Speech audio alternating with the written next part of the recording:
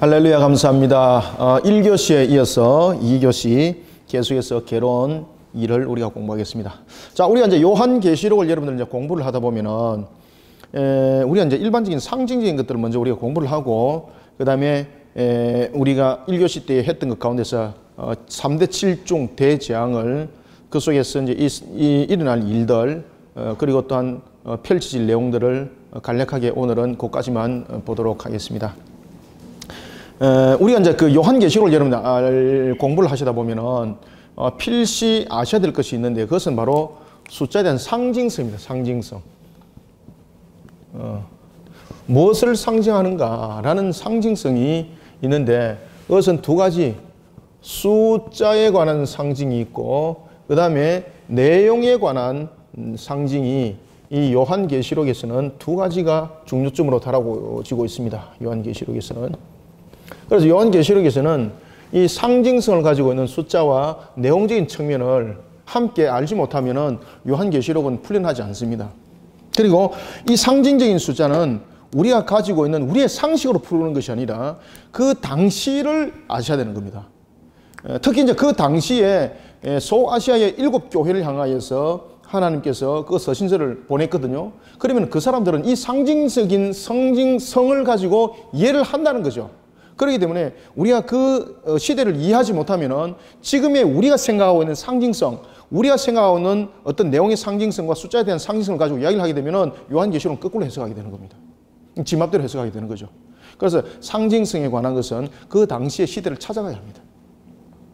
자, 그러면은 이스라엘 사람들이 일단 숫자적인 개념적인 측면에서 가지고 있는 상징성, 보편적인 상징성을 우리가 이제 보겠습니다. 그러면은 제일 먼저 요한계시록에서 여러분들 등장하고 있는 숫자 가운데서 가장 많은 숫자가 뭔가 하면은 7이라는 숫자가 등장합니다. 7, 10. 이 두 숫자가 제일 많이 등장하고 그 다음에 12에 관한 내용들. 요것이 요 10이라는 숫자는 계속해서 중복적으로 복합적으로 일어납니다. 그리고 이제 이 7이라는 부분들을 1이라는 것으로서 설명하기도 하고 여러 가지 방향에서 설명을 하기도 합니다. 그런가 하면은 이제 3과 2에 관해서도 이 내용들을 요한계시록은 설명하고 있고 그 다음에 4에 관해서도 설명을 하고 있죠. 그죠? 이것이 인의 장이 나타납니다. 인의 장이. 네 방향에 관한 것들.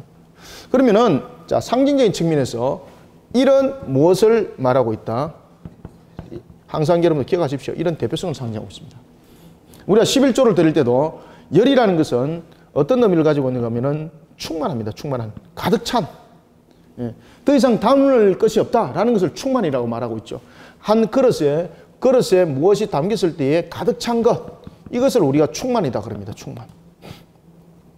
그 열이라는 것은 이 충만의 수를 의미를 하고 있습니다. 자, 그런가 하면은 그 당시에 이제 그 유대인들 말고 이방인들은 충만, 완전한 수를 5로 보고 있었습니다. 5. 그래서 창세기 보면은 여러분들 요셉이 자신의 동생 베냐민에게 옷을 몇 벌 줍니까? 그렇죠. 5벌 주는 겁니다. 5벌. 그리고 바로 왕 앞에 형제들을 몇 명을 데려갔습니까? 5명 데려갑니다. 그게 이제 상징적인 의미를 담고 있기 때문입니다. 7을 맞추지 않습니다. 자신들의 의식에 맞추지 않습니다. 자, 여러분들 하나님께서 느부갓네살에게 꿈을 꾸게 했습니다. 그런데 그곳에 있는 박사 술객들은 그 문제를 풀지 못했습니다. 아시겠습니까? 그런 부분들. 그러니까 그 당시에 하나님께서 특별하게 알게 하는 것도 있지만은 보편적으로 또한 1, 2 이러면은 알아듣는 것도 있습니다. 특별하게 느부갓네살 왕 같은 경우는 다른 사람들은 풀지를 못했지 않습니까? 이 보편적인 건 아니죠. 요한계시록에서는 상징성은 보편적인 것을 말하고 있습니다. 그래서 그 당시의 보편적인 개념들을 알고 가셔야 되는 거예요. 첫 번째 1이라는 것은 대표성. 그래서 11조라는 것도 마찬가지입니다. 어떤 분들이 11조를 세금 전에 공제냐, 세금 전이냐, 세금 떼고 난 뒤냐라고 말을 하는데 큰일 나는 소리죠. 11조라는 것은 여러분들 모든 것은 하나님께서 나에게 주심에 대한 신앙의 고백을 담아내가는 것이 바로 11조입니다. 그래서 11조라는 것은 모든 것은 하나님의 것이라는 것이고 그 다음에 이런 대표성을 드리는 겁니다. 그래서 11조는 반드시 드려야 됩니다. 11조는 신앙입니다. 신앙. 11조를 드려야 되고 안 드려야 되고 여러분 그런 소리 하시면 안 됩니다. 11조는 반드시 신앙입니다. 신앙. 그 속에 내 신앙을 반드시 담아야 합니다. 하나님이 다 보시는 거예요. 여러분들. 그래서 여러분들 그 당시에 모세가 했던 그 당시에 모세가 율법 속에서 십계명을 가르치기 전에 먼저 그가 11조에 대해서 여러분 보시면 이야기를 하지 않습니까? 그 11조는 세 가지 11조를 이야기를 합니다. 첫 번째는 자신이 하나님께서 주시는 소득에 대한 11조. 두 번째는 무슨 11조입니까? 화목을 이루는 11조. 그 다음에 세 번째 11조는 뭡니까? 구제하는 11조입니다. 전체적인 자신에 대해서 전체적인 것을 주신 그 소득은 성전에 드려지는 예물이 되었고, 그 다음에 화목이라는 것은 나는 많은 것을 받았지만 다른 사람들은 받지 못하는 사람도 있을 것 아니겠습니까? 그래서 화목을 이루는 11조는 어떤 개념을 가지고 있는가 하면은 하나님께서 나에게 주신 물질은 나의 유익함이 아니라 공동체에 함께 아름다움을 이끌어내고 만들어내는 물질이 된다는 것을 가르쳐주는 것이 화목의 11조입니다. 그래서 이 화목의 11조를 이루기 위해서 초대교회 때 무엇이 이루어졌습니까? 코이노니아가 이루어졌습니다. 코이노니아가. 초대교회 때는 여러분들 잘 아시는 것처럼 성찬제식도 보면은 마음껏 그냥 먹었던, 그 당시 종들이 먹을 것이 없잖아요. 그런데 나중에 이제 중요한 것은 예식을 차릴 때도 마찬가지고 나눔을 가질 때도 마찬가지인데 주인보다도 종들이 항상 늦었죠. 그러니까 항상 주인들은 배불리 먹고 종들은 뒤에 찌끄러지 먹는다. 이래가지고 그것 때문에 또 싸우고 이런 일들도 초대교회 때 있었습니다. 그래서 11조는 그러한 개념, 우리에게 신앙의 고백적인 개념이 반드시 담겨져 있습니다. 이런 대표성. 그 다음에 2는 무엇입니까? 정인입니다. 정인. 자, 정인은 왜 2명 이상을 두라 그랬습니까? 모세오경에서 보면 정인을 2-3사람 이상 두라 그랬잖아요. 그것은 무엇이기 때문에? 인간은 죄 속성을 가지고 있지 않습니까? 거짓말을 할 수 있거든요. 거짓말을 하질 않았을 때는 정인은 단 한 사람으로도 만족했죠. 그래서 여러분들 나중에 보면은 하나님께서 정인을 내세울 때에 사람을 내세워요? 하늘과 땅을 내세워요? 하늘과 땅을 내세워요. 하늘과 땅을. 하늘이 보고 땅이 본다고 그래요. 하늘이 보고 땅이 본다. 왜? 그것은 거짓이 아니거든. 그죠? 사람은 여러분들요, 거짓 정인이 무궁무진하게 발달합니다. 특히 여러분들 이 정인을 사용을 해서 국고로 환수시켜서 자신에게 한 부분으로 가져갔던 대표적인 사람, 북이스라엘의 나봇의 포도원. 나봇의 포도원은 여러분이 잘 아시는 것처럼 기업이었습니다. 그 기업은 매매를 할 수 없는 겁니다. 기업 물을 자가 있으면 그것 또한 다른 사람이 손을 대지 못하는 겁니다. 그런데 기업을 가지고 있던 자가 사망을 했다든지 사라지고, 그 다음에 그 기업을 물을 주변에 사람도 없으면 그 기업은 국고로 환수가 됩니다. 이세벨이 그것을 계획을 했던 겁니다. 그래서 나봇을 죽이고 난 뒤에 나봇의 주변도 함께 정리합니다.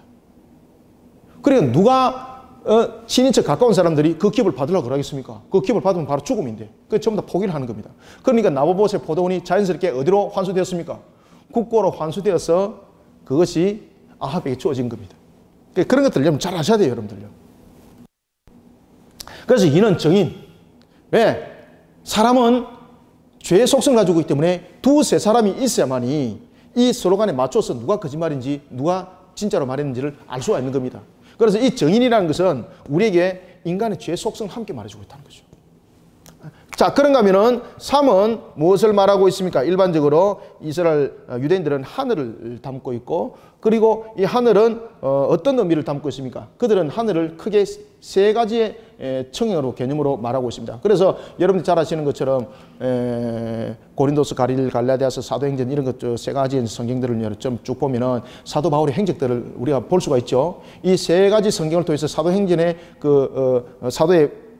사도 바울의 그 행적들을 볼 때에 사도 바울이 이런 이야기를 해요. 내가 삼정천을 다녀온 적이 있다고. 삼정천은 바로 뭔가 하면 그들이 가지고 있는 하늘의 개념이었습니다. 우리가 보는 스카이, 하늘, 1정천, 그 다음에 우주, 2정천, 하나님 보좌, 3정천. 알겠습니까? 그래서 일반적으로 볼 때에 우리가 일반적으로 보는 하늘, 이것을 1정천이라 그러고, 그 다음에 우주를 2정천이라 그러고, 하나님의 보호자를 3정천이라 그랬어요. 그래서 3은 바로 하늘, 그리고 여러분들이 이제 잘 아시는 것처럼 하나님, 그리고 하나님의 보호자. 이것을 3이라고 말한다. 그 다음에 4는 방향, 땅에 대한 방향, 동서남북. 그 다음에 이 방향은 어떻게 해서 만들어졌습니까? 땅을 만들므로써 방향이 생겼죠. 땅을 안 만들고는 방향이 안 생겼죠. 그죠? 그래서 이 방향이라는 것은 땅, 흙을 함께 말하고 있고, 그러다 보니까 사람이 무엇으로 만들어졌습니까? 흙을 소재로 만들어졌죠. 그래서 사는 무엇을 또 하고 있다? 사람을 의미를 하고 있습니다. 자, 그런가 하면은 오는 무엇을 상징합니까? 오는 절반을 상징하고 있는데, 그런데 이방인들은 이 오를 충만의 수로 보고 있습니다. 오를 절반으로 보고 있고, 그리고 6은 이것은 부족한 숫자입니다. 부족함을 가르치는 겁니다. 그래서 요한계시록에서 이게 굉장히 중요하게 작용하죠. 요한계시록에서 여러분들 보면은 이것을 666으로 한글은 번역했고 또한 원서도 그렇게 이야기를 하고 있습니다. 그러면은 우리가 이것을 666으로 해석해야 되느냐, 아니면은 666으로서 떨어져서 해석해야 되느냐라는 부분에서 이 해석은 완전히 달라질 수가 있습니다. 그래서 저는 개인적으로 666으로 해석하지 않습니다. 그 이유는 제가 본문을 다루면서 말씀을 드리겠습니다. 그러니까 666을 가지고 해석을 하다 보니까 나중에 이름을 전부 다 해석을 하다 보면은 우리의 이름들은 그 수가 없지만은 여러분들이 보시면은 이제 히브린이라든지 그 당시 사람들은 그 이름에 전부 다 그 개수가 있습니다. 우리는 기억 그럼 숫자가 아니지만은 히브린들은 알레, 베타 이러면은 그 부분들이 전부 다 그 숫자가 함께 상징적으로 성립이 되어 있습니다. 그래서 그 숫자로 계산하니까 666이 누가 나오는가 하면은 네로가 나오는 거예요, 네로가. 이런 부분들도 나중에 본문에서 제가 말씀을 드리겠습니다. 그래서 이런 부분들을 그렇게 해석하면 안 된다. 6이라는 것은 부족한 숫자입니다. 왜 부족한 숫자입니까? 요거는 보입니까? 밑에. 보입니까? 예. 이거는 안 보입니까? 요거? 이거 안 보인다고? 7은 완전수입니다. 완전수. 그래서 완전수에서 부족하니까 하나가 부족하죠. 그래서 부족함수예요. 부족함수. 그래서 마귀는 7로서 말을 하질 않아요. 마귀는 6으로 말해요. 완전한 것처럼 위장했지만 완전함이 아니라는 거죠. 그렇죠. 그래서 제가 이것을 666으로 해석하는 것이잖아요. 666이라기보다는. 이거는 부족함. 6은 부족함을 말하고 있다. 7은 완전수를 말하고 있다. 왜 완전수를 말하고 있습니까? 이것은 하늘이라는 3을 더했고 땅이라는 4를 더하니까 완전함이죠. 그죠? 그 다음에 8이라는 것은 새로움의 시작을 말하고 있다. 이것은 우리가 노아의 8가족을 우리가 대표로 할 수 있는 거죠. 그 다음에 9이라는 것은 일반적으로 그냥 9으로 여러분 보시면 되고, 그 다음에 10은 이것은 보이죠? 10은 충만한 숫자다. 왜? 절반 더하기 절반은 가득 찬 거죠. 그래서 10은 충만한 숫자입니다. 이 요한계시록에서 이 숫자가 굉장히 크게 작용을 하고 있습니다. 그 다음에 11은 일반적인 숫자고, 그 다음에 12이라는 것은 여러분들이 이제 잘 아시는 것처럼 절대수입니다. 절대수. 이것은 무엇입니까? 전부 다 곱하는 겁니다. 절대수라는 것은 그 이상 수가 없다는 것이 절대수죠. 그래서 여러분들이 이스라엘 백성들이 몇 집 합니까? 12집 합니다. 12집. 요한계시록에 나중에 가면은 문이 몇 개가 등장합니까? 12 진주문이 등장합니다. 12. 절대수. 자, 그러면은 우리가 요한계시록에 보면은 여러분들요, 14만 4천이 등장합니다. 14만 4천. 이 14만 4천은 무엇을 의미를 할까? 이 14만 4천을 이제 신천지러들은 뭐라고 말합니까?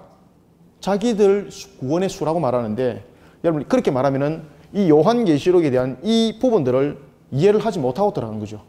만약에 그렇게 이야기를 한다면 그 당시에 소아시아 7교회들은 뭐라고 이야기를 하겠습니까? 신천지 보고. 저 돌았구만. 그리고 본문에도 보면은 이 14만 4천이 여러분들 보시면은요, 무리들이라고 말하고 있습니다. 무리들. 그러면은 14만 4천 명이 아니라는 겁니다. 본문에도 보면 14만 4천을 다루고 있고 그들이 큰 무리라고 말하고 있습니다. 큰 무리. 왜 큰 무리라고 말하고 있을까? 자, 이게 이제 개념적인 상징의 수를 들고 들어와야 되는 겁니다. 자, 14만 4천을 이야기를 할 때에 먼저 12지파를 설명하죠. 그죠? 14만 4천을 설명할 때 제일 먼저 12지파를 설명을 합니다. 그죠? 그 다음에 12지파를 설명을 하고 난 뒤에 12지파에서 몇 명씩 이야기를 하고 있습니까? 12,000을 말하고 있습니다. 12,000. 모든 지파에서 12,000. 자, 모든 지파에서 여러분들 12,000이 바로 하늘의 보호자에 그들이 도달한다는 거죠. 그러면 여러분 12,000이라는 것은 무엇을 이야기를 하고 있습니까? 완전수. 완전수에다가 절대수가 곱해진 거죠. 그죠? 충만한 숫자가. 그래서 12,000이에요. 12,000. 12,000이라는 것은 12지파와 또 다른 겁니다. 12지파는 말 그대로 12지파라는 그 자체가 말하는 것이 아니라 이 12지파라는 것은 하나님의 구원의 백성을 말합니다.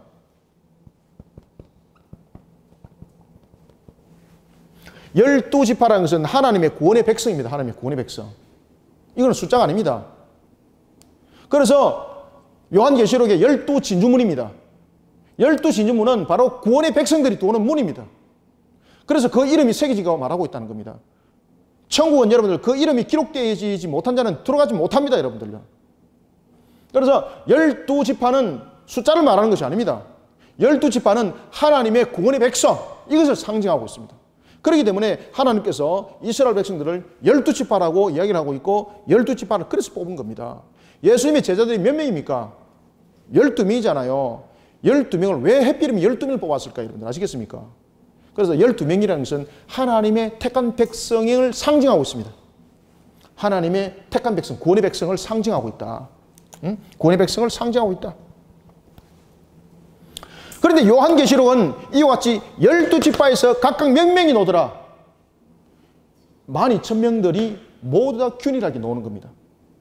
모두 다 12지파 속에서. 그러면은 이것은 무엇을 말하고 있는가 하면은 하나님의 택한 백성은 혈통이 아니라는 겁니다. 혈통이 아니고 지역적인 측면에서 구별되는 것이 아니라 모든 족속, 모든 곳, 이것을 다 담은 것이 바로 14만 4천입니다. 모든 지파, 하나님의 택한 백성은 모든 족속, 모든 곳에 편만하게 있다는 겁니다. 그래서 이 14만 4천은 보십시오. 이것은 칠판에 보입니까? 14만 4천이라는 것은 보십시오. 12,000명이 12지파 가운데서 왔습니다. 그러면 몇 명입니까? 14만 4천이죠. 그러면 14만 4천이라는 것은 뭔가 하면은 하나님의 구원의 백성을 상징하고 있습니다. 상징. 14만 4천이 아닙니다. 이거는. 하나님의 구원의 백성은 어디에 있다? 유대인들이 말하고 있는 것처럼 혈통이 아니더라. 그리고 어떤 지역에 편성되어 있는 것이 아니더라. 12방향에서 오잖아요. 동서남북. 그리고 여러분이 잘 아시는 에스겔서도 보십시오. 동서남북에 문이 4개가 있습니다. 그런데 그 문에 4개가 있는 그 문마다 그 문에 몇 지파들이 이름이 있습니까? 세 지파. 그죠? 그러니까 이 12문이라는 것은, 그리고 4방향이라는 것은 모든 곳에 하나님의 택한 백성이 있다는 겁니다. 그래서 이것을 우리가 만인이 아니라 만민이라고 말하는 겁니다. 모든 민족 속에 하나님의 구원의 백성이 있다는 거죠. 모든 민족 속에. 그래서 만인의 구원설이 아니라 우리는 만민의 구원이죠. 만민의. 만인의 구원이라는 것은 모든 사람이 구원받았다는 이야기예요. 예? 이것은 여러분들이 이제 잘 아시는 것처럼 이것은 잘못된 신학이죠.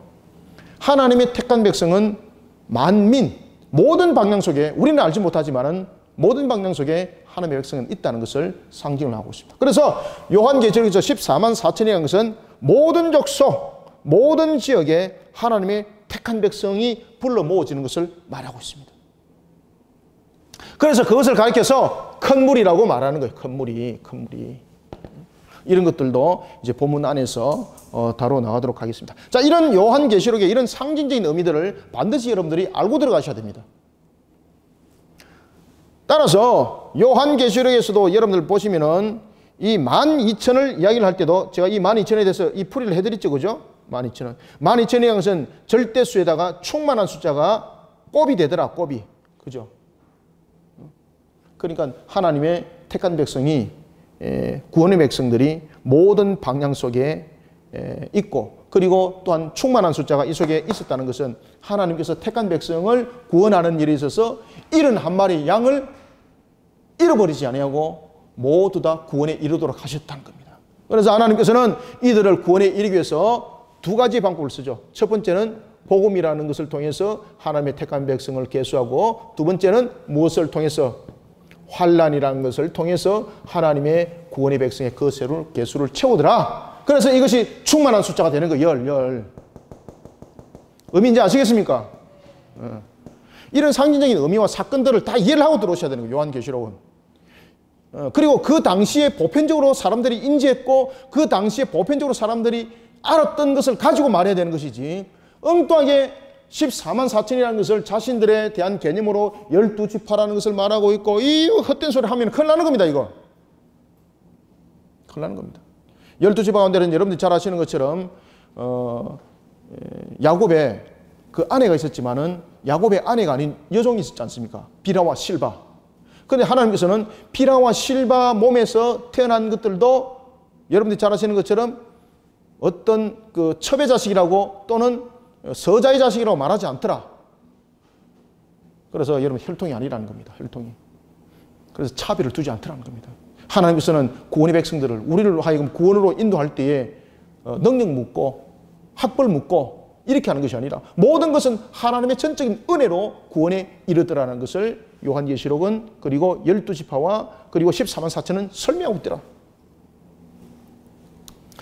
자, 이런 속에 우리가 요한계시록의 상징적인 의미를 이제 담고 들어온다면은 우리가 이제 앞에 개론에 했던 것을 다시 한 번 더 잠깐 간추려 여러분들에게 말씀을 드리면은 자, 요한계시록은 크게 우리가 세 가지의 시대에 대해서 내용을 다루고 있다고 그랬죠. 하나는 우리가 지금 현재 있는 사건. 그죠? 과거에 있었던 부분은 이미 주님의 모습으로서 현현으로서 말했고 그 다음에 사건을 이야기를 할 때는 현재의 모습과 이제 되어질 일에 관해서 말을 하고 있습니다. 지금 있는 일, 지금 이제 있는 일, 그리고 장차 있을 일, 이 부분들을 요한계시록은 중심적으로 다루고 있는데 요한계시록이 계시의 말씀을 줄 때에 여러분들 왜 7교회를 달고 들어왔을까요? 7교회 사실 이야기할 필요 없습니다. 그런데 요한계시록에서 사건들을 다루기 전에 제일 먼저 7교회를 점검했다는 사실입니다. 여기서 우리가 여러분 주셔야 될 것은 7교회를 통해서 우리의 신앙들을 재점검해보고 또 재점검해보지 않으면 우리는 환난 때에 넘어지는 자가 된다는 것을 우리에게 사실은 예시적인 측면에서 던져주고 있지 않는가. 오늘 우리가 이런 내용들을 함께 점검해봐야 되는 것입니다. 자, 우리가 앞으로 있을 일에 관해서 이야기를 할 때에 제일 먼저 사건을 다룰 때에 소아시아 7교회를 다룹니다. 이거는 이제 본문에서 더 자세하게 다루겠습니다. 오늘은 이 전체적인 의미만 가지고 다루겠습니다. 소아시아의 7교회를 다룰 때에 7교회를 다룰 때에 제일 먼저 에베소 교회, 그 다음에 버가모 교회, 그죠? 스무나, 스무나.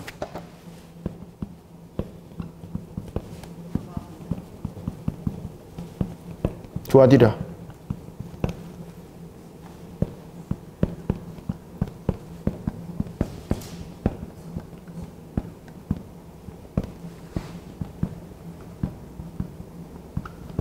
자, 이 7교회를 다루는데 이 7교회를 다룰 때에 제일 먼저 왜 에베소 교회를 끌고 들어왔을까요, 여러분들요? 그리고 맨 마지막에 왜 라오디게 교회를 가지고 이야기를 할까요? 이 부분들은 우리가 제가 나중에 이것을 7교회로 구분해 가지고 오신 분들만 제가 나중에 유인물로 나눠드리고 그 다음에 우리가 녹화하는 것은 파일로 제가 하나를 올리든지 이렇게 하든지 안 그러면 정지된 화면에 뭐 제가 기술은 없지만 한번 만들어 보든지 어떻게 하든지 한번 해보겠습니다. 하다가 뭐 실수하면 뭐 안 되는 거고. 여러분들 이 에베소 교회와 이 라오디게 교회 속에서 제일 먼저 했던 이야기가 뭔가 하면은 에베소 교회는 여러분들 잘 아시는 것처럼 정말로 말 그대로 신앙의 정통을 고수를 지켰던 교회입니다. 이단도 잘 구별해냈고요. 그런데 이들이 뭔가 하면 율법파였습니다. 율법파.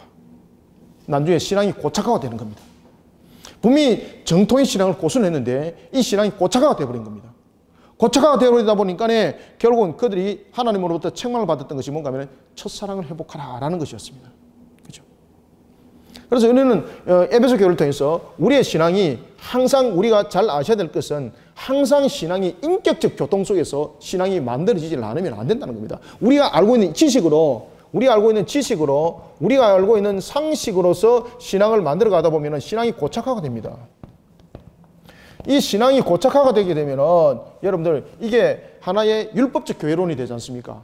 에베소 교회가 그런 교회였거든요. 그래서 에베소 교회를 향해서 하나님께서 첫사랑을 회복하라고 이야기를 하고 있는 것은 처음에 주님을 인격적으로 만났던 것처럼 그러한 신앙의 상태를 잃어버리지 말라는 것입니다. 그러한 신앙이. 그러면서 하나님께서 두 교회를 칭찬합니다. 하나는 스무나 교회이고 하나는 빌라델피아 교회입니다. 왜 여러분 스무나 교회와 빌라델피아 교회를 하나님께서 여러분 칭찬했을까요? 그리고 이 7교회 가운데서 가장 책망을 받은 교회가 라오디게 교회입니다. 왜 그랬을까요? 스무나 교회는 어떤 교회였는가 하면 7교회 가운데서 제일 가난했습니다. 제일 가난했습니다. 그래서 스무나 교회에 대해서 이야기를 할 때 보면 가난하지만은 이라고 말합니다. 그래서 스무나 교회는 굉장히 가난한 교회였습니다. 그들은 성경에서 보면 가난한 교회에 대해서 두 가지를 이야기를 합니다. 예? 아, 네. 저희들은 필라델피아에 가깝습니다. 저희들 뭐 두 개 다 가깝네, 그죠? 성경 보면은 가난한 교회에 대해서 두 교회를 이야기를 합니다. 이 보입니까? 화면에. 라오디아 교회도 가난하다고 이야기합니다. 가난한 교회다. 그런데 한 교회는 가난한 것을 가지고 칭찬하고 있고 한 교회는 가난한 것을 가지고 호되게 뭐라 하고 있습니다. 빌라델피아 교회, 스무나 교회는 가난한 것은 왜 가난한가 하면 실질적으로 그들은 물질이 없어서 가난했습니다. 아, 진짜 가난했습니다. 지질도 가난했습니다. 그런가 하면 그들의 가난했던 두 번째 이유는요, 환난과 핍박 때문입니다. 환난과 핍박. 환난과 핍박을 통해서 그들이 가난해질 수밖에 없는 그런 상태에 놓여졌습니다. 환경이 가난했다는 거죠. 아주. 그런데 이 스무나 교회에서 주님께서 뭐라고 말하는가 하면 너희는 가난하지만은 어떻다? 부요한 교회다. 무엇으로 그가 부요했겠습니까? 영적으로 부요했다는 거예요. 영적으로. 자, 그런가 하면은 라오디게 교회에서는 가난하다고 말하고 있습니다. 그런데 여러분들 실질적으로 이 라오디게 교회는 7교회 가운데 제일 부자였습니다. 그 라오디게 지역은 안약을 만들어서 파는 특수 지역이었고요. 그리고 그 속에는 라오디게 교회는 의술이 굉장히 발달된 지역이었습니다. 상업이라든지 이런 부분들이 굉장히 또 발달됐고요. 그러니까 돈 많고 많이 배운 사람들이 7교회 가운데서 어느 교회 제일 많았겠습니까? 라오디게 교회 제일 많았습니다. 돈 많고 많이 배운 사람들이 라오디게 교회 제일 많았습니다. 그런데 하나님께서 이 교회를 완전히 7교회 가운데서 그냥 말아버립니다. 칭찬 단 한마디도 하지 않습니다. 모든 7교회가 7교회 중에서 6교회는 책망을 받으면서 전부 다 칭찬이 하나씩 다 있습니다. 에베소 교회도 여러분들 그들에게 칭찬할 때 선행을 칭찬하고 인내를 칭찬하고 그 이단을 배격하는 것에 대해서 칭찬하거든요. 스무나 교회는 영적으로 부유함에 대해서 칭찬하고 있고, 자, 그런가 하면은 버가모 교회는 고난과 순교에 대해서 칭찬하고 있고, 그런가 하면 두아디레 교회는 사랑과 봉사와 섬김에 있어서 대단한 교회였습니다, 여러분들. 다른 교회가 따라올 수 없는 정도로 그 칭찬했습니다. 사도교회는 영적 순교를 지켜나갔던 교회. 그런가 하면 빌라델피아는 어떤 교회인가 하면요, 적은 능력에서도 철저히 하나님 앞에 순종하는 겁니다. 그래서 7교회 가운데서 제일 하나님으로부터 칭찬받은 교회를 말한다면 스무나보다 빌라델피아입니다. 자신의 적은 능력을 가지고 모든 것에 대해서 아멘으로 순종하면서 모든 것을 쏟아냅니다. 하나님께서 기억을 하시는 거예요. 그런데 라오디게 교회는 칭찬을 한마디도 하지 않습니다. 제일 많이 배웠습니다. 부유한 사람들이 제일 많았습니다. 교인들 가운데서 의사도 있었고 정치하는 사람들도 있었고 많았습니다. 그런데 하나님께서 완전히 책망으로 그냥 끝내버립니다. 내가 너희들을 갈아버리겠다고. 그들은 성경에서도 말합니다. 그들은 부유했습니다. 무엇으로 그들은 부유했습니까? 자, 스무나 교회하고 라오디게 교회가 완전히 대조되죠. 스무나 교회도 가난했고 부유했습니다. 라오디게 교회도 부유했지만 가난했습니다. 그 내용이 다릅니다. 스무나 교회는 물질적으로 가난했지만 영적으로 부유했습니다. 그러나 라오디게아 교회는 물질적으로 부유했지만은 그들은 무엇으로 가난했다? 영적으로 가난했습니다. 그래서 여러분들 보시면은요, 우리가 교회가 어떤 일들을 할 때에 물질 중심적으로 일을 하는 것이 아니라 항상 신앙이 중심이 되어야 됩니다. 사람이 앞서는 것이 아니라 항상 신앙이 앞서야 합니다. 내 생각이 앞서는 것이 아니라 주님의 말씀에 순복하는 것이 앞서야 됩니다. 이 개념들이 철저히 세워져야 됩니다.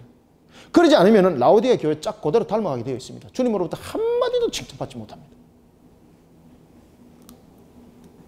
그러면서 주님께서 이 7 교회를 향해서 약속을 하는 것이 있는데 그것은 모든 것 뭔가 하면은 열매에 대해서 약속을 합니다.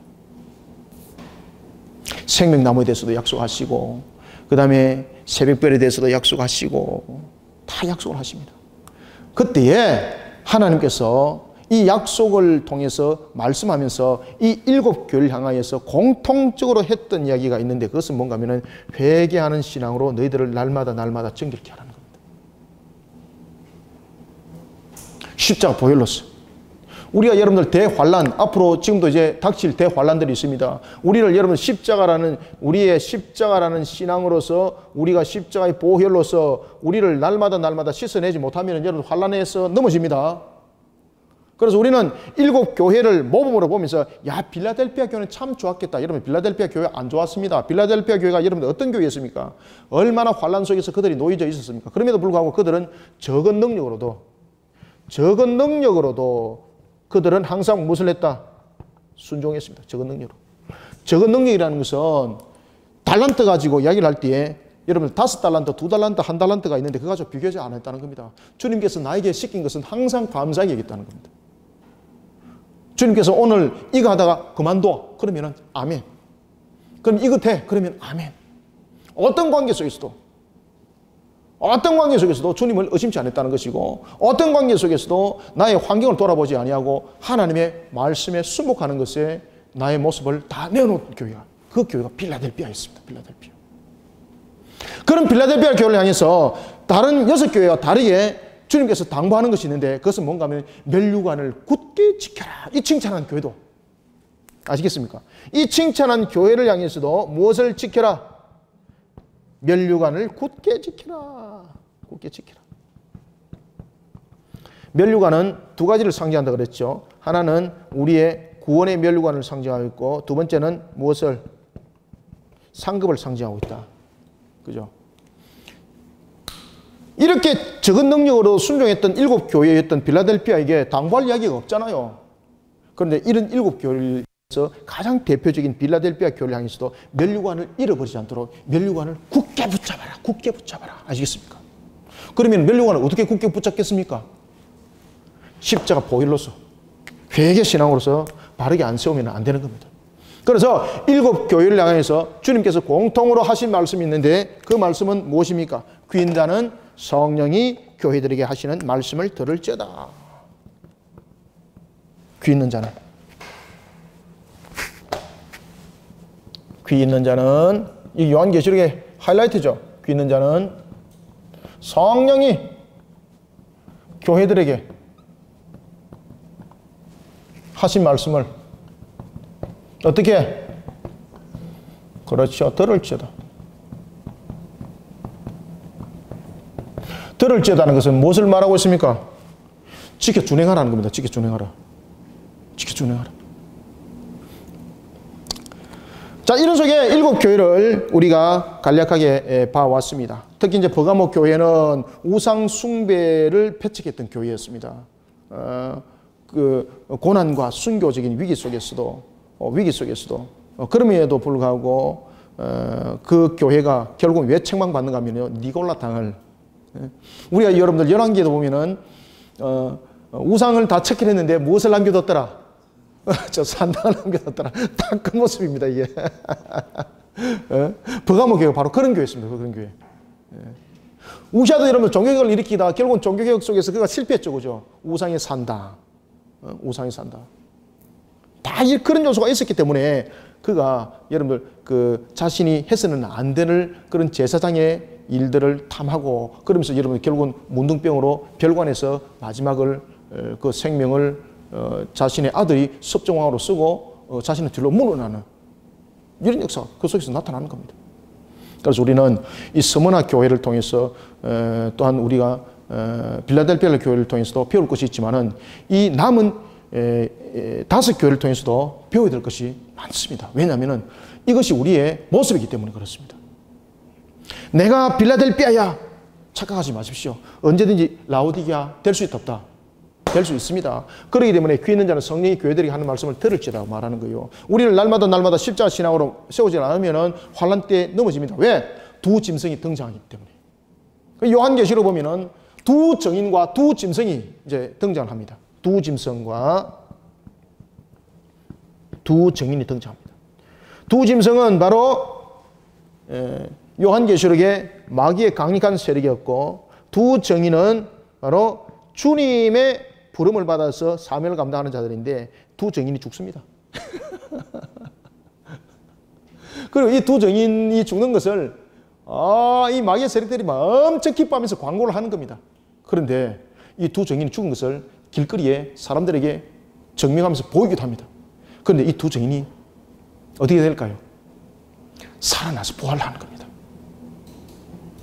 깜짝 놀란 겁니다. 그런가 하면은 마귀의 세력이었던 이 두 짐승은요, 강력한 세력이야. 기적과 역사도 일으키고 말씀의 능력도 있고 이 속에 사람들이 꼼짝 못하고 666을 받는 거예요, 여러분들. 이 강력한 세력들에 의해서 바벨이 형성이 되는 겁니다. 그런데 하나님께서 이 두 짐승을 썰어버립니다.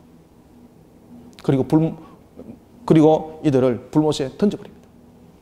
특히 요한계시록 여러분 보시면은 이제 전체적인 이제 개론적인 측면에서 말씀을 드리고 가야 될 것 같은데, 아마겟돈 전쟁과 그리고 곡과 마곡 전투는 구별돼서 일어나는 전투입니다. 이 부분들은 제가 나중에 천년 왕국에 대해서 설명할 때에 나중에 무천년설과 그리고 전천년설, 역사적 전천년설, 그리고 세대주의에 관해서 천년 왕국에 관해서 이야기할 때에 그 부분들은 다시 한 번 더 자세하게 설명을 하겠지만은, 오늘은 개론적인 측면에서 전체를 한번 필터링하는 측면에서 또한 그것도 제가 잠깐 후에 설명을 해드리도록 하겠습니다. 그래서 여러분들 버가모 교회는 무엇이었더라? 우상에 대한 부분들에 관해서 그들이 잘 척결했습니다. 그런데 마치 산당과 같은 것들을 그들이 뒀더라는 겁니다. 그래서 니골라당의 교훈을 쫓아가는 겁니다. 니골라당. 그리고 결국은 여러분 니골라당에 대한 문제, 이것은 결국은 일종의 산당에 대한 문제, 11개에 나타나는 산당에 대한 문제와 똑같았습니다. 그래서 우리의 신앙들은 어떤 일목요연한 부분들이 분명해야 됩니다.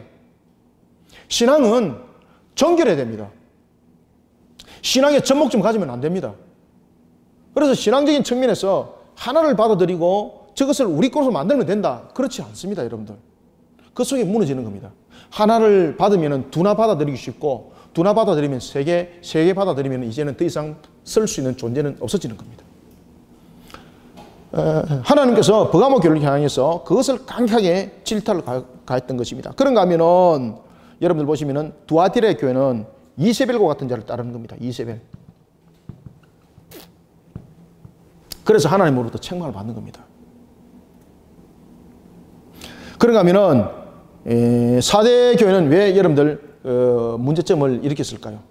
이 4대 교회는 영적 무기력, 그리고 극도의 형식주의 신앙을 많이 따라갑니다. 신앙은 얼마나 잘하는지 모릅니다. 그런데 이 신앙들이 전부 다 무엇입니까? 형식. 그래, 껍데기 신앙. 그래서 하나님으로부터 징책을 받습니다. 껍데기 신앙.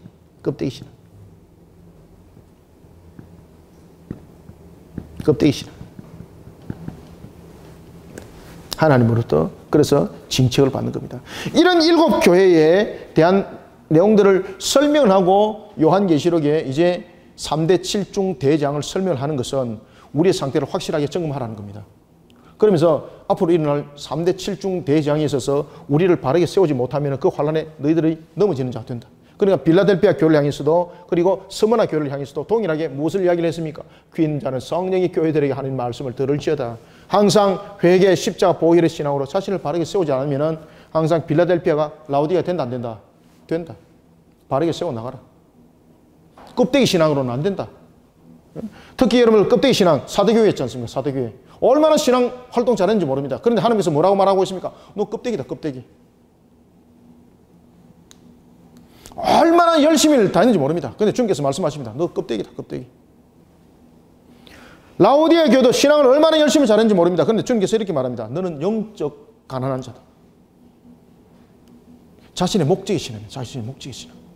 그래서 하나님께서 이러한 교회들을 정리하는 것을 우리가 볼 수가 있습니다. 자, 이런 속에 이제는 우리가 안에 내용들을 잠깐 다루면서 이제 오늘 결론을 마무리를 하도록 하겠습니다.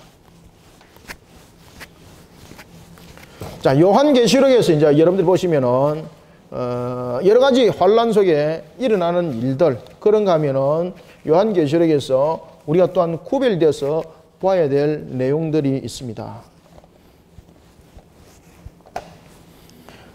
우리가 요한계시록이 우리 속에 말씀을 주면서 3대 7중 대환란 그 내용들을 다루고 있습니다. 그런 것은 나중에 제가 본문을 다루면서 도표를 그려서 보다 더 상세하게 여러분들에게 말씀드리고요. 자, 우리가 이제 일단 우리가 전체적인 내용들을 우리가 보면은 먼저 불못에 관한 부분들이 있습니다. 하나님께서 심판을 단행을 할 때에 마귀의 세력을 향해서 심판을 단행을 할 때에 3번의 심판을 단행합니다. 3번. 3번의 불못이 있습니다. 3번의 불못. 첫 번째가 언제 일어나는가 하면은 우리가 잘 알고 있는 것처럼 아마겟돈 전쟁 때 일어납니다. 아마겟돈. 이 아마겟돈은 대접장 때 일어납니다. 대접장. 그죠? 대접장이 이제 부어지고 7 대접장이. 그리고 이 아마겟돈 준비는 언제 일어나게 되는 겁니까? 6번째 대접장 때에 아마겟돈이 준비가 됩니다. 그리고 이 7번째 대접장 때에 이게 이제 아마겟돈 전쟁이 이제 터지게 되는데 실행이 되는 겁니다. 이때에 아마겟돈 전쟁이 벌어지면서 두 짐승이 잡히는 겁니다. 두 짐승. 강력한 세력이 두 짐승. 이때에 아마겟돈 전쟁 때에 두 짐승이 잡혀서 이들이 어디에 던지짐을 당합니까? 불못에 던지짐을 당합니다. 이것이 1차입니다. 1차 불못입니다.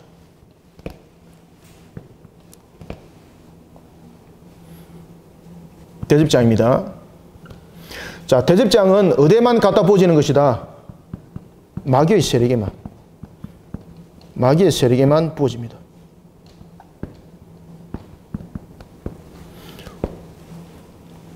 이것을 구별하지 못해가지고 여러분 엉뚱한 소리 하시면 큰일 나는 겁니다. 나팔장까지 그 다음에 대접장 넘어가는 것 부분들을 확실하게 구분하셔야 됩니다.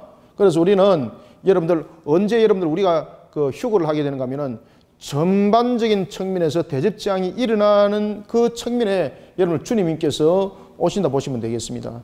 그래서 우리가 주님께서 오실 때에 우리에게 나타나고 있는 이 상황들 그러면서 마지막 추수를 거둬들이고 그리고 이제 나타나는 상황들 우리에게 나타나는 천년왕국 이런 부분들을 안에 내용에 대해서 더 제가 자세히 여러분들에게 다뤄드리도록 하겠습니다. 이러면서 이제 7 대접장이 아마겟돈 전쟁이 일어나게 되고 그리고 난 뒤에 이 마귀는 어디에 갇히게 됩니까? 무지개에 그냥 갇힙니다. 두 짐승은 마귀의 세력입니다. 알겠습니까? 마귀가 거느리는 강력한 하나의 예수님의 마치 제자와 같습니다. 사도와 같습니다. 그래서 여러분들 이 속에서 적그리스도 거짓 선자가 나오잖아요. 적그리스도 거짓 선자. 그죠?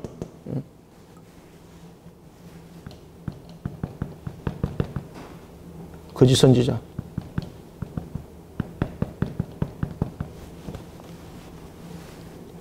그들이 불못에 던짐을 당하고 아마겟돈 전쟁이 터지고 난 뒤에 마귀는 이런 무지개에 갇히게 됩니다. 이때 아마겟돈 전쟁은 여러분들요 영육 간의 전쟁이 일어납니다. 영육 간에. 마귀가 세력을 형성할 때에 마귀는 여러분들이 잘 아시는 것처럼 영에 대한 존재지 않습니까? 그가 군사를 거느립니다. 그래서 이 땅 위에 지구에 마귀를 추종하는 연합전선이 형성이 되고 그리고 그들의 세력과 하나님의 세력이 이제 전투를 벌이게 됩니다. 이때에 군사적인 측면에서 어떤 관계 속에서도 이 마귀가 세력으로 앞설 수밖에 없었습니다. 근데 주님께서 천군천사를 통해서 그들을 전부 다 썰어버립니다. 마치 열왕기 하에 히스기야와 아수르의 전투에서 18만 5천을 하나님께서 그냥 하루 그냥 밤 사이에 그냥 아작내버려가지고 총정리하신 것처럼. 아시겠습니까? 사내림 살아가지고 갔다가 고향에서 결국은 아들한테 죽임을 당하죠. 자신의 신당에서. 자신의 아들이 반란을 일으킵니다. 그래서 자신의 아들에서 그런 살해를 당하고. 그 정리를 해버린 거예요. 그러면서 우리가 말하고 있는 이 무저갱의 가치는 속에서 모습이 세워지게 되는데, 그러면서 우리 속에 이제 나타나는 것은 여러분들이 잘 아시는 것처럼 천년왕국이 이제 일어나거든요. 천년왕국이. 근데 천년왕국이 여러분들 일어나는 이 천년왕국을 천년이라는 개념을 만약에 두게 되면은 이 천년이라는 개념 속에서 이 땅에서 살아가는 것이 정말로 부족함이 우리 속에 없을까라는 것도 여러분 생각하셔야 됩니다. 그래서 제한성 속에서 천년왕국이 아니라 영원함 속에서 있는 것이고, 천년왕국은 우리가 새하늘과 새 땅을 살아가는 측면에서 고센땅과 같은 곳입니다. 아시겠습니까? 제가 일부에도 말씀드렸던 것처럼 우리가 이 땅에 살아남은 천년왕국은 출애굽기에 이스라엘 백성들이 새 언약의 땅으로 가기 전에, 가나안이라는 언약의 땅으로 가기 전에 그들이 머물렀던 고센과 같은 곳입니다. 그래서 하나님께서는 우리의 영원한 땅인 새하늘과 새 땅에 대해서 우리에게 모든 것을 누릴 수 있도록 그 땅을 열어준 겁니다. 만약에 여러분들 우리에게 새하늘과 새 땅에 대한 그런 개념이 필요가 없다면 천년왕국은 이 땅에서 살아가도록 했을 겁니다. 여러분들. 그렇지만 이 천년왕국을 살아가는 이 땅은 피조된 세계였기 때문에 항상 여러분 제한성 속에서 살아갈 수밖에 없습니다. 그러면 영원성 속에는 이것이 성립이 안 되는 겁니다.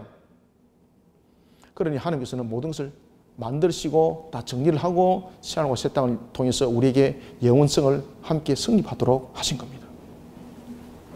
자, 이런 속에 이제 천년왕국이 이루어지게 되고, 천년이 참회라는 것은 천년이라는 기간이 아닙니다. 천년이라는 것은 말 그대로 하나님께서 그 아마겟돈 전쟁을 통해서 총정리를 하시고, 그리고 그 기간을 천년을 둔 것이 아니라 우리가 하나님의 은혜 속에서 두 가지 사건이 일어나는 것을 천년왕국이라고 합니다. 하나는 하나님의 은혜 속에서 우리가 충만한 은혜를 살아가는, 그런가 하면은 한 부분에서는 하나님의 강력한 세력에 의해서 심판의 단행이 일어났죠. 그것이 천년왕국입니다. 천년왕국. 그래서 천년왕국이라는 것은 완전한 구별점을 말하고 있습니다. 마치 고센 땅과 애굽 사람들이 살아나갔던 그 땅이 구별된 것처럼 말입니다. 이 개념 확실하게 하셔야 돼요.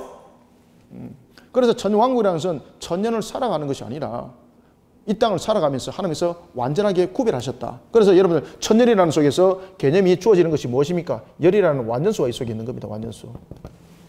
그렇죠? 열에 대한, 맞습니까? 이제 이해가십니까?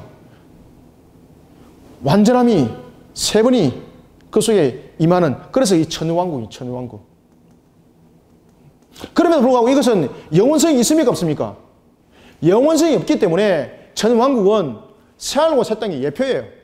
그래서 고센 땅이에요. 고센 땅. 이제 이해가시죠? 그래서 천년이라는 것은 바로 이 하나님께서 다스림이라는 거죠. 그래서 이 천년왕국은 무엇입니까? 하나님 나라입니다. 하나님 나라. 그래서 이것을 천년 산다고 말씀하시면 안 됩니다. 여러분들. 하나님이죠. 하나님, 그죠? 하나님의 나라. 하나님이 다스림이 있는 곳. 그러니 하나님이 다스림이 있으니까 그 속에는 샬롬이 있죠. 천년왕국은 무엇이 있는 땅입니까? 우리가 이 땅을 살아가지만은 샬롬이 있더라. 샬롬이 있더라. 어떻게 구별되더라? 한쪽은 심판이 단행되어서 멸망을 말하고 있지만은 우리는 그 멸망과 구별되어서 이 땅에서 살아가고 있더라. 그렇지만 그럼에도 불구하고 이것은 이 땅이 피조된 세계이기 때문에 완전함이 없더라. 그렇기 때문에 우리에게는 그 다음 단계에서 우리에게 기다려지는 것이 무엇입니까? 그래서 그 다음 단계에 우리에게 기다려지는 것이 영원함이라는 것이 성립이 되는 새하늘과 새 땅인 거예요. 여러분들요.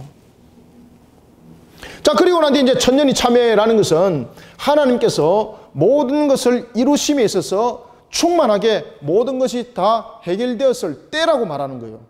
천년의 날짜 계산해가지고 두드리는 거 아닙니다.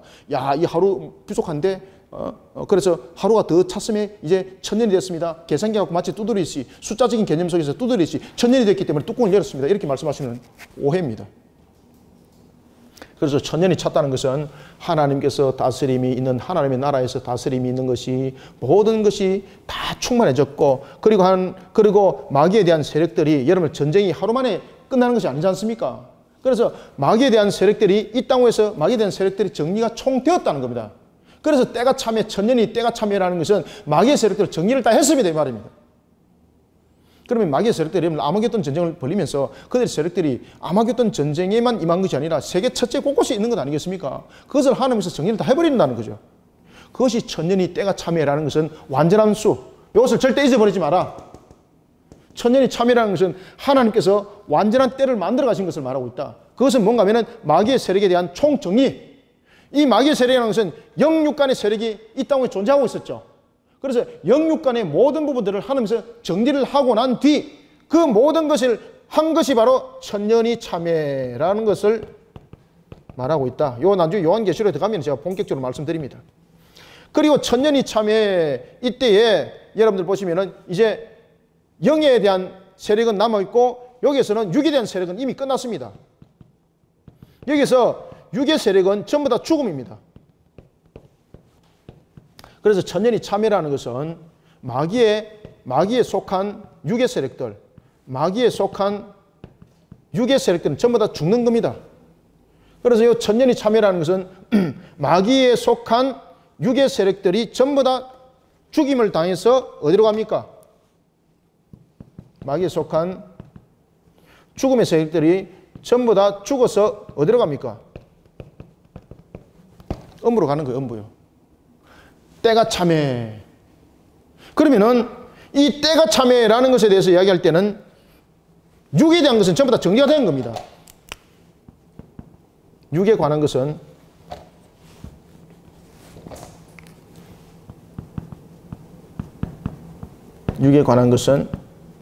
총정리됨. 반드시 기억하셔야 돼요. 자, 천년이 참여라는 것은 육에 관한 것은 총정리가 됐습니다. 그런데 영에 관한 것은 정리가 됐을까 안 됐을까요? 안 됐습니다.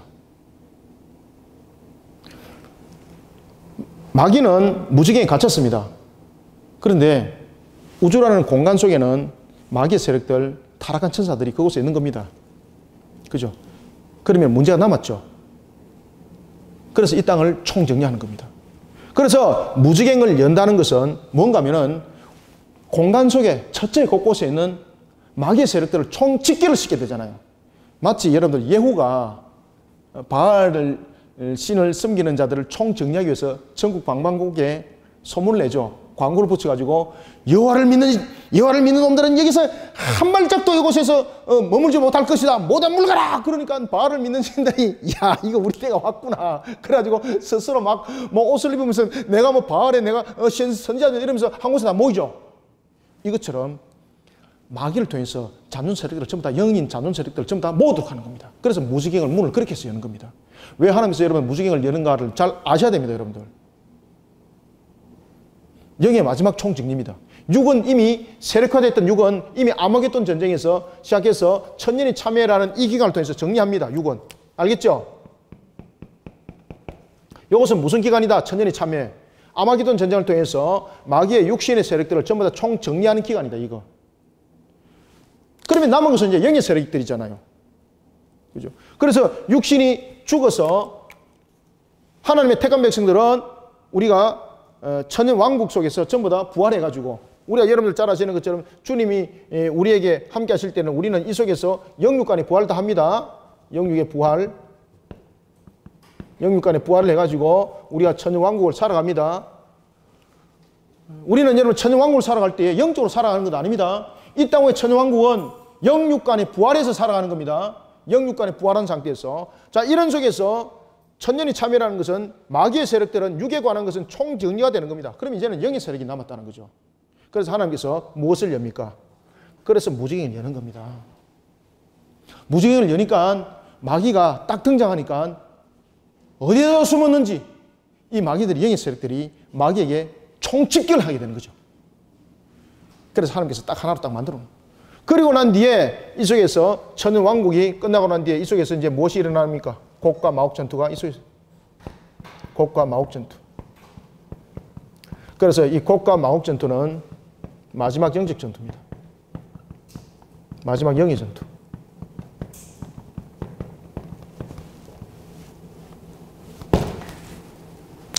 이 마지막 영의 전투를 통해서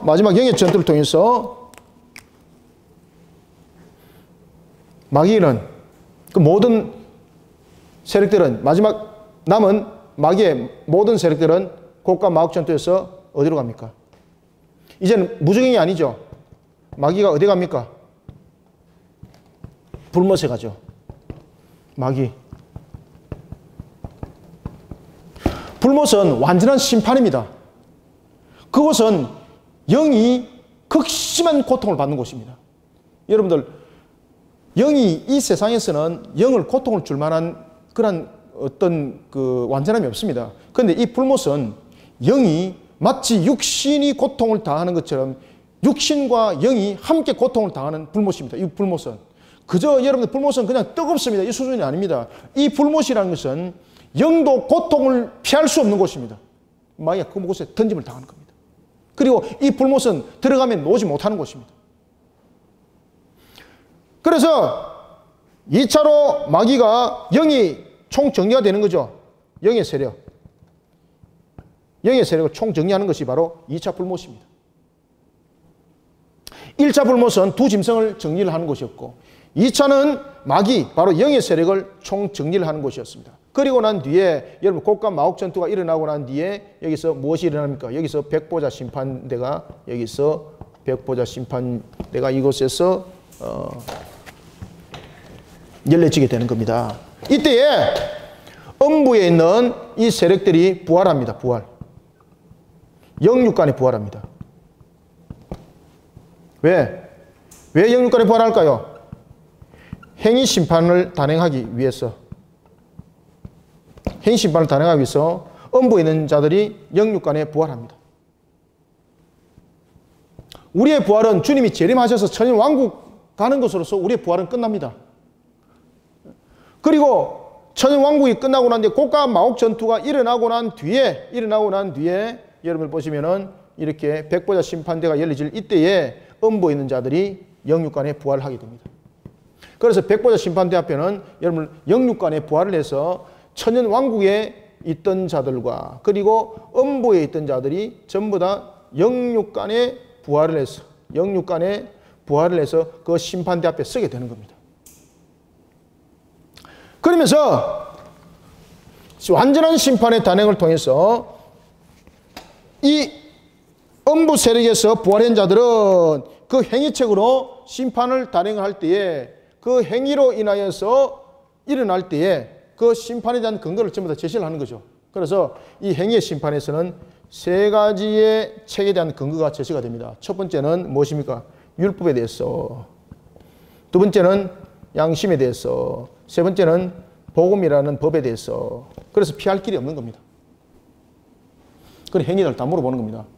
심지어 여러분 로마서에서 그 이야기 하지 않습니까? 유대인들은 자신이 율법으로 인해서 구원받다고 말하지만은 그 행위를 갖고 묻는 겁니다. 너는 그러면 율법의 행위를 다 했는가? 다 하지 못했죠. 그러면은 억울함에 대해서 호소합니다. 나는 예수를 믿지 못했습니다. 나는 복음을 들은 사실이 없습니다. 그럴 때 이렇게 말합니다. 모든 부분에 대해서는 우리의 양심과 행위에 대해서 지금 심판을 하는 거잖아요. 그죠? 모든 인간들은 아담의 죄로 인해서 모두 다 죄인이기 때문에 내가 죄를 범하고 있는지 아닌지도 모르면서 죄를 범하는 그런 모습들이 있는 거죠. 그 다음에 내가 행위로는 죄를 안 범했지만은 마음으로 범하는 죄도 있는 거죠. 음란한 생각, 그죠? 불의한 생각들 하고, 마음으로도 여러분 도둑질하고, 마음으로도 남을 사하고, 남을 해하고, 이런 것들 다 있지 않습니까? 이 전부 다 죄가 되는 겁니다.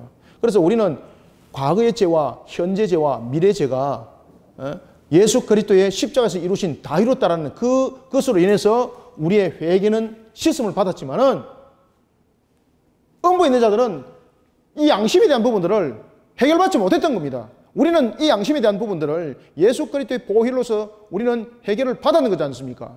그런데 이들은 해결받지 못한 거죠.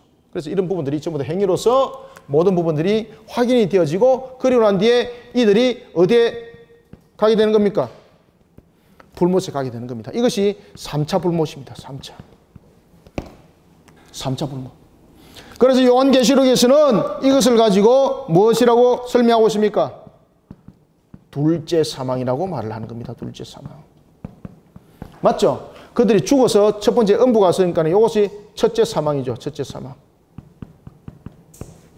그리고 그들이 부활해서 다시 불못에 던짐을 당하는 거죠. 이 불못이라는 것은 여러분 사망의 심판입니다. 특히 여러분들 왜 하나님께서 마귀를 불못에다가 심판을 단행하는가 하면은 하나님께서 영을 만드실 때에 영의 존재는 처음부터 하나님께서 불멸로 창조하셨습니다. 그렇기 때문에 이 마귀를 심판할 수 있는 곳은 이와 같이 마귀가 고통을 당하고 그곳에서 영원히 나오지 못하는 불못이만이 그를 심판을 단행할 수 있는 장소였기 때문입니다. 그래서 마귀는 죽는 것보다도 더 극심한 고통을 그 불못 속에서 당하는 겁니다. 그리고 또한 그 불못에 영육간에 부활했던 믿지 않는 자들, 마귀의 세력들에 속한 그들이 불못에 던짐을 당하는데 그것을 요한계시록은 둘째 사망이라고 말을 하고 있습니다. 자, 그런가 하면은 이제 천년왕국에서 부활한 자들은 그 행위에 대한 심판을 통해서 볼 때에 행위에 대한 것에 대해서 누군가가 값이 되어줬습니다. 행위에 대해서. 누가 값이 되어줬습니까? 그렇죠. 예수 그리스도의 피가 그 값이 되어준 겁니다. 그래서 그들의 이름이 행위책에서 예수가 값을 지불한 것으로 기록이 되어졌고, 그리고 그 이름이 어디다가 지금 기록이 되었습니까? 그렇죠. 그래서 생명책에 기록이 된 것입니다. 백보자 심판대 앞에서는 두 권의 책이 펼쳐집니다. 백보자 심판대 앞에서는 행위에 대한 책이 있었고, 두 번째는 무슨 책이 있었습니까? 그렇죠. 생명의 두 책이 있었던 겁니다. 이 생명의 책에 기록된 사람은 행위에 대해서 그 값을 지불한 사람만이 그 이름이 기록되었습니다. 자, 그러면은 음부에 있는 자들은, 불신자들은 행위에 대해서 값이 지불됐습니까? 안 됐습니까? 값이 지불 안 된 거죠. 그러니까 값을 살아가는 거예요. 어디서? 영원히 꺼지지 않는 불못에서 값을 살아가는 거예요. 자, 하나님의 택한 백성, 천년왕국의 영육간에 부활한 자들은 그 행위에 대해서 누가 값이 되어줬습니까? 그 근거가 어디 있습니까? 요한복음에 보면 예수님께서 십자가에서 다 이뤘다고 말씀하지 않습니까? 그래서 과거의 죄와 현재의 죄와 미래의 죄까지 모든 것을 다 이루셨다는 거죠. 하나님의 택한 백성은. 그 행위에 대한 값을 지불했던 그 사람들은 이름이 생명책에 기록되니 그들이 바로 요한계시록에 이제 12 진주문을 들어가는 주인공이 되더라. 자, 오늘은 개론적인 측면에서만 여기까지 말씀드리고요. 안에 나중에 본론에 들어가게 되면 제가 그림도 좀 상세하게 그려서 내용들을 더 자세하게 여러분들에게 말씀드리면 이해가 갈 겁니다. 자, 오늘은 두 번째 개론, 두 번째 교실을 통해서 여러분들에게 이와 같이 7 교회에 대한 성격과 그리고 또한 3대 7종 대재앙 속에서 일어날 그런 또한 하나의 두 전투, 아마게돈 전투와 곡과 마우이 전투, 그리고 또한 그 세력들이 어떻게 불못에 던지짐을 당하는지 이런 부분들을 제가 간략하게 말씀을 드렸고, 이런 부분들 이제 본문을 다루면서 제가 그 사건들이 언제 일어났는지도 제가 도면을 다 그려서 여러분들에게 상세하게 말씀을 드리도록 하겠습니다. 오늘 우리는 요한계시록의 두 번째 개론을 통해서 보면서 오늘도 우리가 새 하늘과 새 땅을 살아가는 그날이 또한 우리에게 속깃돌이 되기를 바라면서 오늘도 소망 있는 삶을 살아가는 저와 여러분들이 다 되시기를 소망합니다.